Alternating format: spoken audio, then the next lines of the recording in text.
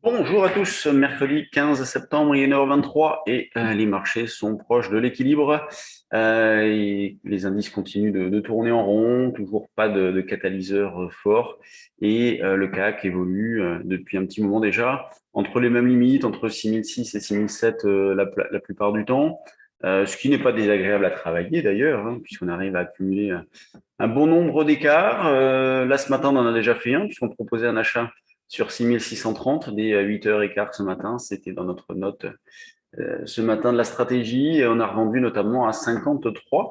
Donc la journée commence bien. Et puis moi, je m'y suis replacé sur 30. Et puis si on peut le refaire une à plusieurs fois, eh bien, on prend, hein. Donc, on est toujours dans cette logique d'accumulation d'écarts en attendant que le marché nous en montre un petit peu plus. Ce que l'on remarque, eh bien, pas de carburant lorsqu'on approche des 6007, mais en même temps, pas de vente, pas de panique lorsqu'on se rapproche des 6006. Donc, ce que l'on va considérer, c'est tant que justement on évolue au-dessus de 6006 et plus précisément autour des 6550, 70, les probabilités de rebondir sont supérieures, même si c'est vrai qu'à un moment donné, on se pose tous des questions, hein, c'est normal. Mais pour l'instant, les probabilités de rebondir sont supérieures. On continue de travailler à l'achat, ce qui nous permet d'accumuler un grand nombre d'écarts. Hier, par exemple, j'ai répertorié les écarts qu'on a pu faire. Sur le trade du jour, on était à 60 points par contrat. Et pourtant, on n'avait pas très bien acheté au départ, hein, puisqu'on avait proposé un achat sur 6660, donc c'était quand même pas terrible, terrible. Euh, enfin, l'achat était parfaitement logique, mais le marché en a décidé autrement. Bon, il n'y a pas eu de problème, hein, étant donné qu'on a eu le pullback pour sortir, on a pu reprendre plus bas, on a pu tricoter, et encore là, le soir, on a pu faire cet écart-là. Donc, belle journée. Alors, c'est sûr qu'on ne travaille pas sur des quantités importantes au vu de ce qui se passe, mais on arrive à faire beaucoup d'écarts. Alors, sur le DAX, moi, j'ai eu de la réussite, puisque, alors peut-être que je vous avais indiqué le niveau, je sais plus. En tout cas, on en avait parlé dans la salle des marchés. J'avais laissé une vente, hein, ça depuis 2, 3 jours, j'avais laissé une vente, hein, à 15 785. Et donc, elle a été atteinte à 2h15. Je ne sais pas ce qu'il aura pris de payer comme ça à 2h15. Et j'ai racheté ce matin 100 points plus bas. Donc, bon, bah, c'est un petit cadeau. Il faut savoir le prendre. Et donc, ben, sur le DAX, même stratégie avec comme zone support proche 15 685-90, ben, le niveau sur lequel moi je me suis racheté ce matin. Et puis après en dessous, on a 15 615-20 jusqu'à éventuellement 15 560. Donc en fonction de votre degré d'agressivité sur les marchés, eh bien vous avez des niveaux précis d'intervention. Sur l'eurodoll, pas grand-chose à faire.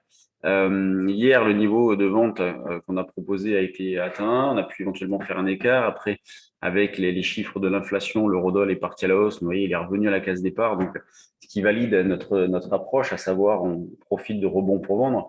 Quand sur les indices, on profite de repli pour acheter, eh bien sur l'euro-dollar, on profite de rebond pour vendre. Et c'est ça le respect d'un sens prioritaire.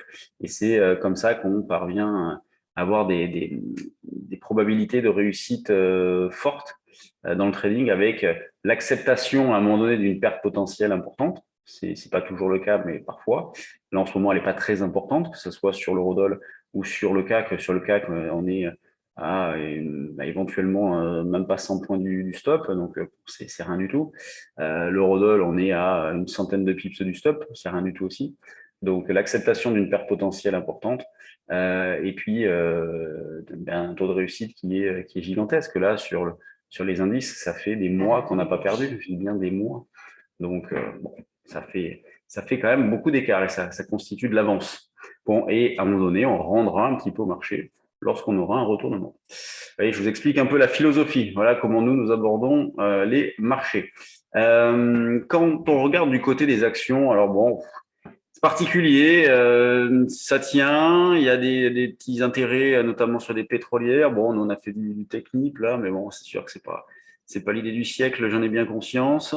On a le luxe qui est toujours un petit peu lourd, qui sous-performe. Donc, je vous disais que LVMH avait fixé, on était donc en situation de contre-signal de rebond, voilà, fin de rebond technique. Bon, ben, pour l'instant, c'est validé, on revient en arrière. Kering est en situation de double appui. Alors bon, ça passe ou ça casse. On a Alstom qui fait toujours la tête, vraiment pas très très joli Alstom. Les grosses pondérations, bon, bah, Total en hausse Air Liquide, L'Oréal, Sanofi. Bon, Sanofi qui est toujours pas très très joli.